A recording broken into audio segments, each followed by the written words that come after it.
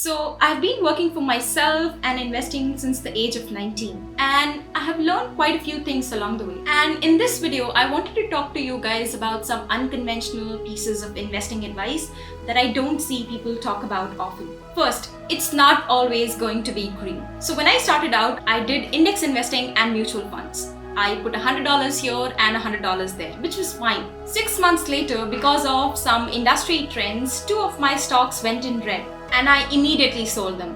Because I was just starting out, it was okay. I did not understand that it's okay to have some of your stocks in red at times. But later, I was very happy with the fact that all of my stocks were green and the overall profit that I had made was quite a number. But then another industry trend came along and again put 2 of my stocks in red, bringing down the overall profit quite a bit. And what I learned in the process was it really does not matter what your overall profit or loss is. That does not tell you the full picture. If a stock has given you a run-up of 20 to 25%, you should immediately book profits. Once a stock has given you a significant run-up, it's less likely that it's going to continue giving you the same run-up over the next few months or even years.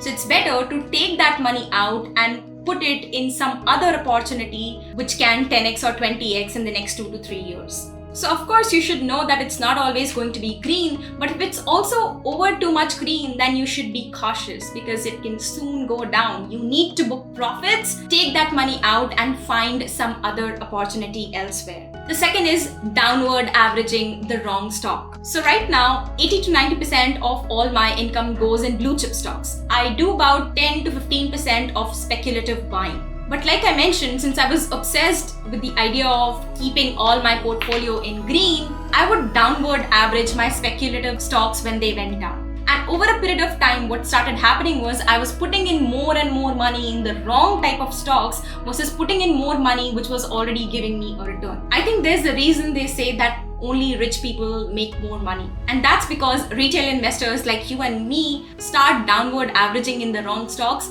and end up with 80% of the wrong stocks in our portfolio, when a majority of your portfolio should consist of blue chip and good stocks, even if they are a bit expensive. The third is spreading myself too thin.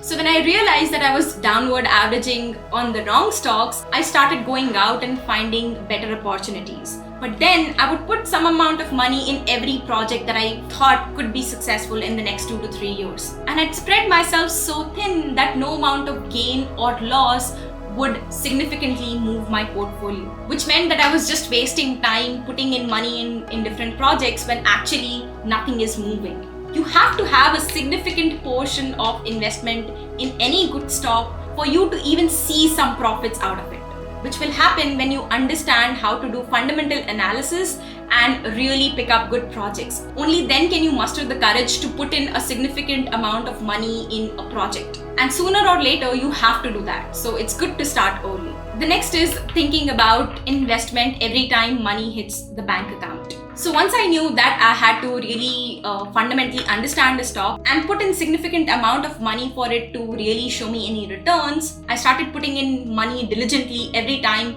the money hit my bank account. And I have my own business. So there are invoices being cleared and new invoices being created almost every second day. So I would spend at least 1 day every week trying to invest in stocks and look at the other projects that I have invested in. And I thought that I'm building a habit of investing every time I get money.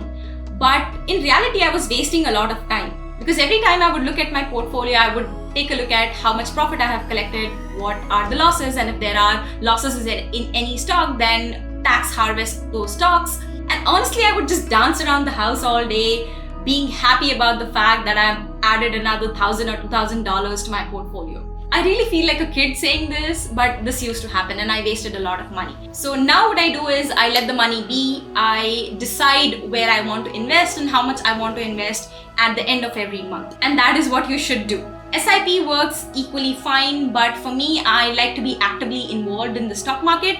Another thing I would like to mention is there is no such thing as long-term investing. You can't just put money in a stock and forget about it. If you want to make consistent money off of the stock market, then you need to book your profits. And again, like I mentioned, see other opportunities where you can deploy the money and again see a 10 to 20x return in the next 2 to 3 years. Last and finally, investing too much.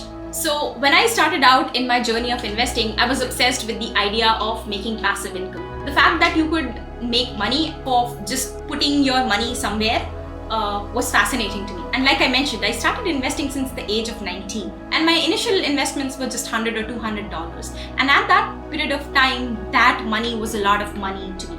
For a 19 or 20-year-old kid, even $500 or $600 means a lot. And I wonder if that money would have given me a better return if I would have invested in more experiences around that time. I would have collected more memories, and I would have, I thought, make more friends. As a 19 or 20-year-old kid, I was too much worried about work and things and stuff that a 19 or 20-year-old should not really be worried about. Because I had hopped on to this whole thing of making six figures in your early 20s, retiring early, and all that jazz. I think it's very important that you don't go overboard with all this process and you invest in things that you want and only take out a small portion of whatever you are earning to invest.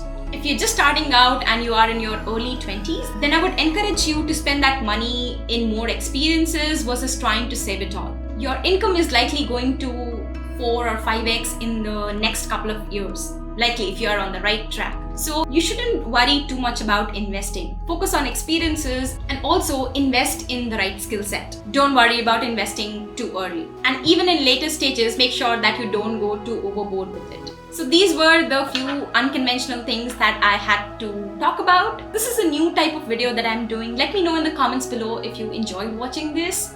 I'm also very curious to know more about the people who watch my videos. So let me know something about yourself in the comment section below. And if you enjoyed watching this video, you'll definitely enjoy my video on the things you need to know before quitting a 9 to 5 right here. Thank you for watching. This was Greg, and I'll see you in this video.